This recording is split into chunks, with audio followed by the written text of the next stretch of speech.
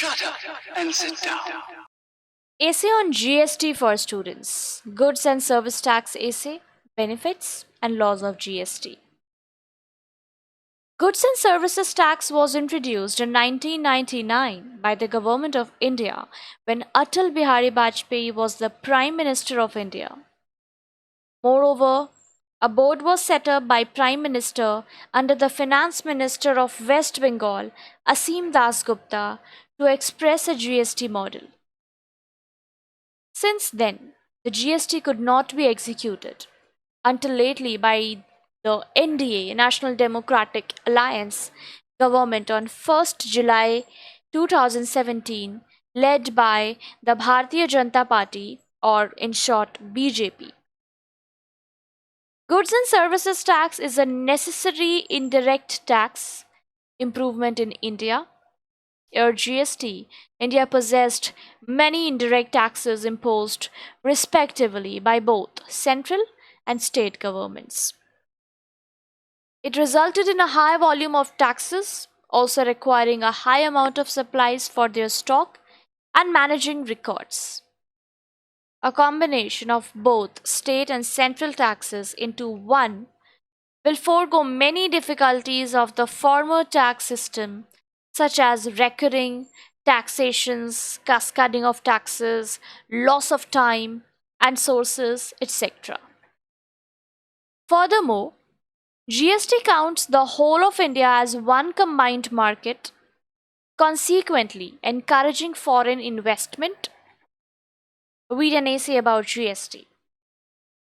By reducing the cascading of tax at numerous levels, GST offers the goods more affordable for the listed dealers as well as the end customer, and hence leading to the financial growth of the country.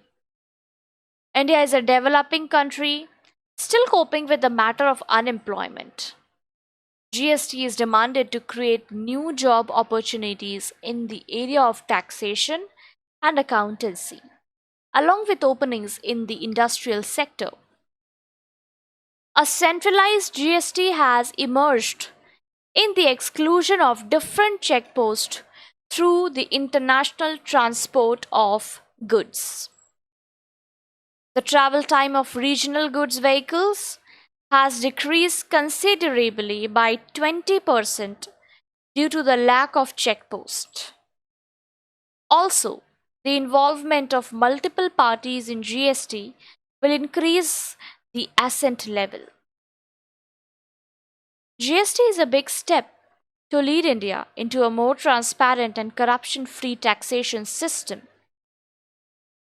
The GST rules are formed such that it is advantageous for both the sellers and the buyers. India required a better tax improvement on indirect tax like the goods and services tax. GST puts India in a better place to accommodate the international market. Also, by inducing small and medium enterprises, SMEs, and other organized sector under it, GST heads to a more enduring Indian industrial area and an enriched economy.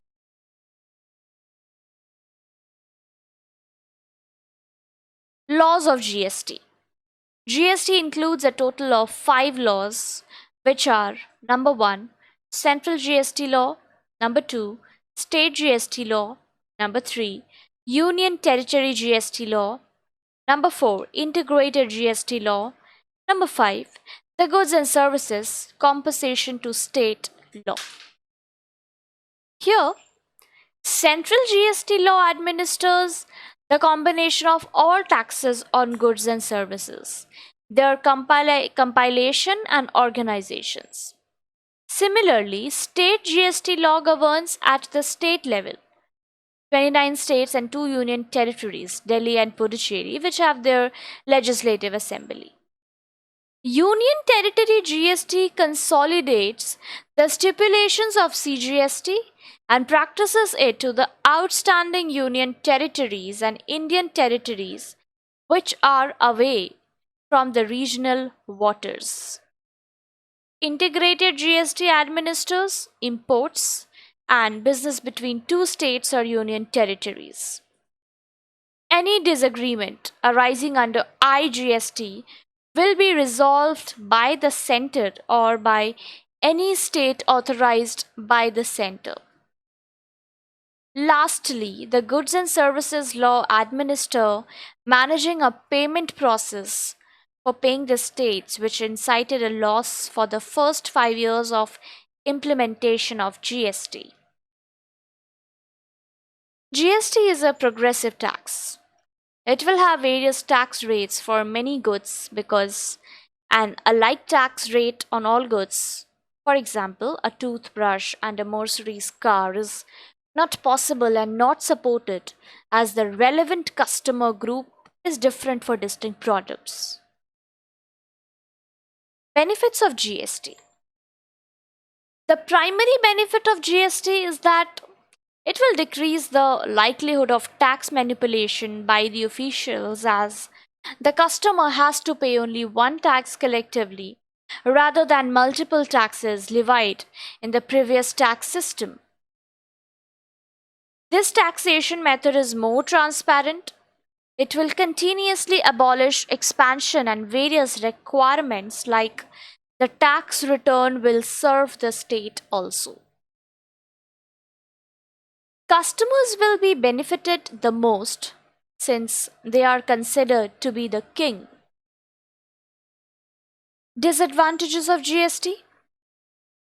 Many thoughts have come stating GST is an old taxation law fulfilled with a new name and some new requirements. GST is divided between CGST and SGST. It may direct to conflict between the state and the center.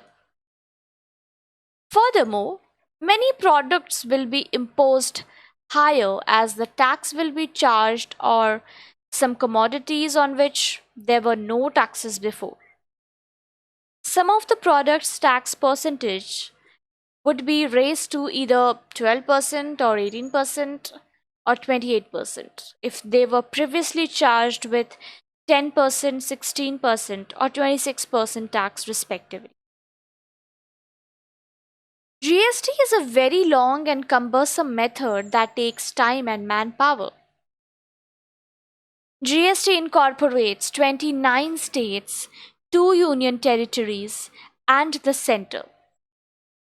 So there could be many views that could undesirably delay the judgments, and thus the main cause behind the GST will disappear. Conclusion. Small companies can undoubtedly profit significantly beneath GST. Moreover, these small industries have a turnover of rupees 25 to 70 lakh. The advantage of these small trading takes place because of the planning scheme. Below GST, there is a choice for such business to lower taxes. It can be done by using the planning scheme. The whole process of GST is accessible online. The unique thing is it is an easy online method. Hence, it is advantageous for startups as they don't have to strive to get multiple registrations. In the end, GST has been an innovative tax system for India. Many specialists praise it as one of the most significant tax reforms. GST surely is profitable for the complete population of India.